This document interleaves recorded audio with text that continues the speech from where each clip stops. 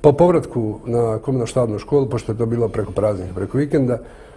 na raport me pozvao general Đorđević i kazao mi da prema informacijama s kojima oni raspolažu, ja sam se stavio na raspolaganje Muslimanskom narodu i Stranci demokratske akcije, da je to izdaja Jugoslavije i Jugoslovenske narodne armije i da će za to biti suđen. Moram kazati da sam tad bio šokiran sa tom informacijom, jer siguran sam potpuno da me rođak nije izdao, ali sam isto tako potpuno siguran da je, sad sa ove distance kad posmatram, da je u to vrijeme neko iz rukovodstva SDA tu informaciju dojavio u Beogradu. Naravno, prva misao koja mi je pala na pamet bila je da oni zato nemaju nikakav dokaz, da to ne mogu dokazati, rekao sam da to obično izmišljotine, da je to laž.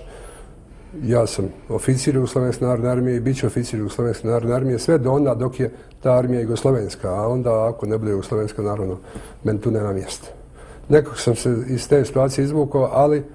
posle mi je potpuno jasno da tim putem se više ne može ići. Dakle, na takav način se više ne može ići, nego da se moraju tražiti neki novi oblici uključivanja i dolaska u Bosnu i Hercegovinu i stavljanja na raspolaganje narodu i državi svakako.